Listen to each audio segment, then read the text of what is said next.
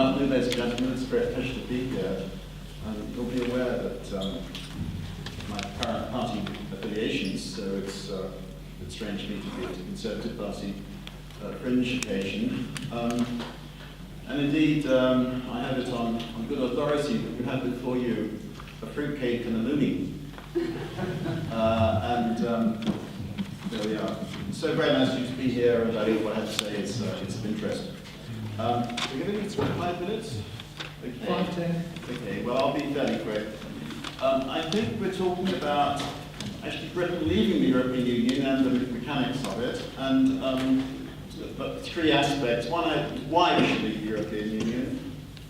Then the second, I want to talk about the referendum, which I assume will precede that, although you never know, there may be some revolution in British politics and the political party decides that it does actually want, one of the main parties wants to leave the European Union, for UKIP and that.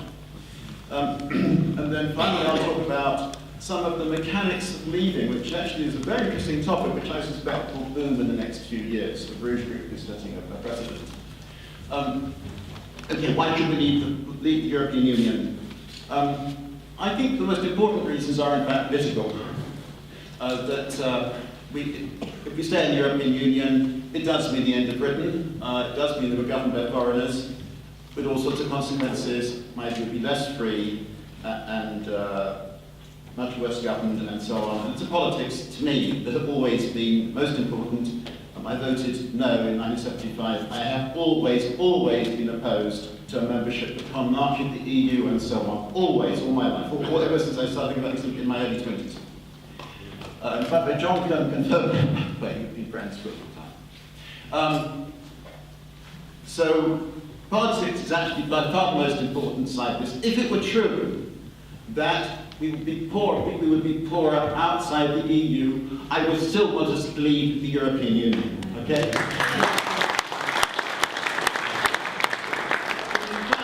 In fact, the European Union is a mistake for us economically. And the cost of that mistake has been rising over the decades, and it is now, I estimate, and by the way, when I started doing this work a few months ago, I didn't expect to get a figure as high as 10% of GDP. I expected more like 5 or 7%. But actually, I couldn't escape it. That is what came out. And if I may just recommend that you take a copy of this away. Of course, I would say that, wouldn't I? I think there are a few copies here, but not some at the side, so please take them away at the end. I don't want the carton back, they're very heavy.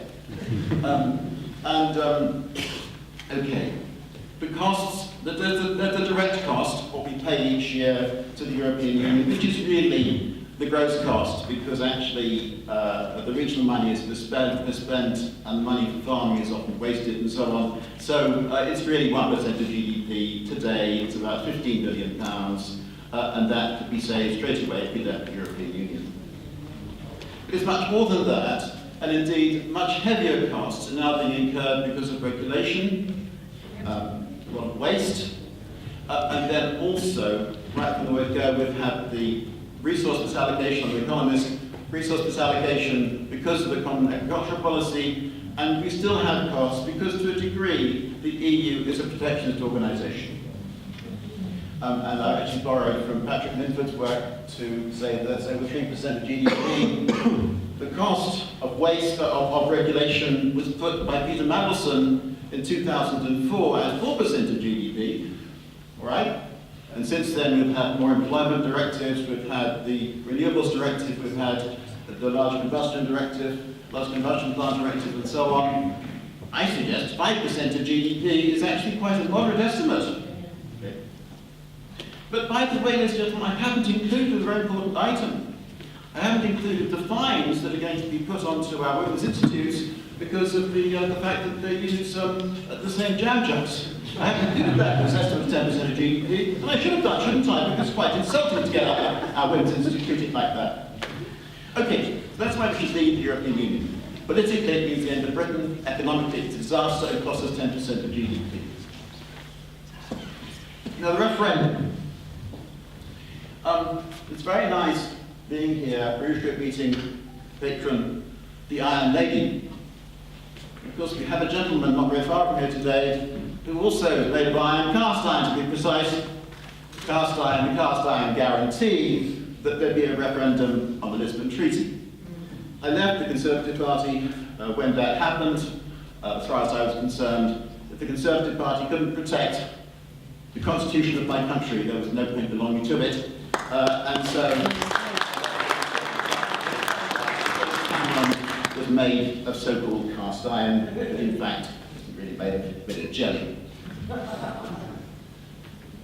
What should be the referendum question?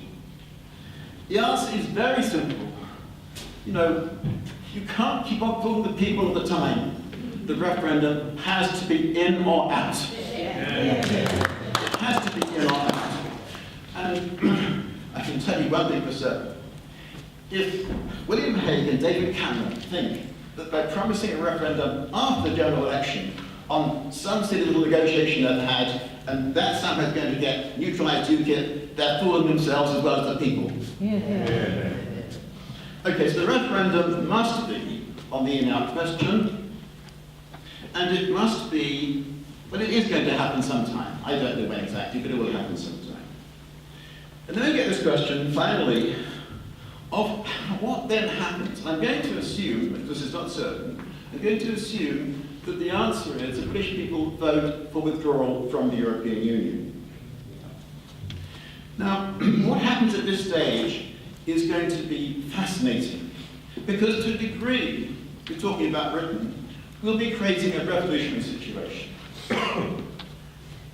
It is revolutionary in this sense that the people, in my view totally correctly, will have told their governing elite, you've got it wrong, okay? You've got it wrong for decades.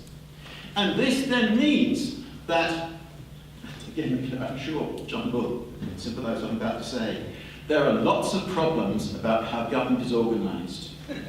You see, the problem is the civil service has got captured by Brussels. So many times, I know a number of people, the ministers of Conservative governments, they say that whenever there's something that they wanted to do, the civil servants didn't want, the civil servants would say, look at that directive, look at that regulation.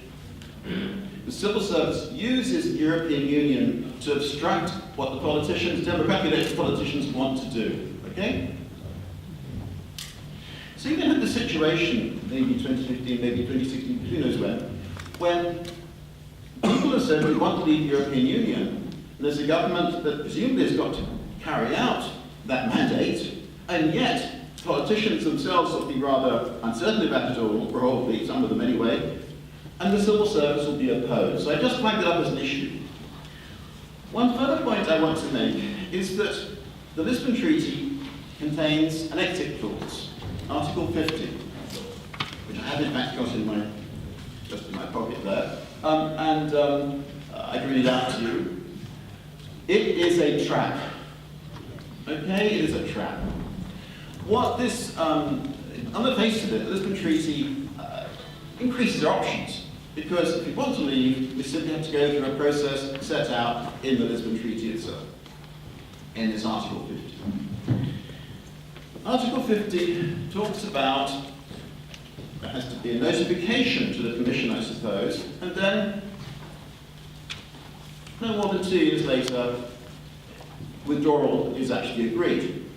There is therefore this kind of 2-year period, this interregnum, when, don't you have any doubt about it, the civil service both here and in Brussels, and all these other people, you know, all of the so-and-sos, like the people in the Commission, all the rest of it, Parliament, European Parliament, will try and obstruct our withdrawal.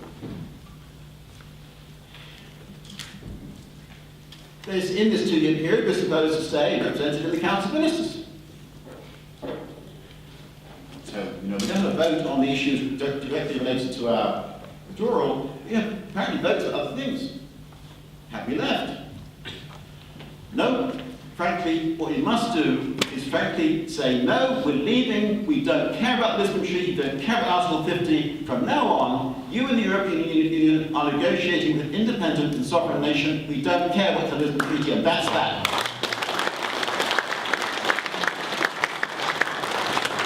Before I close, there are people who then say, look, Tim, this is going a bit too far.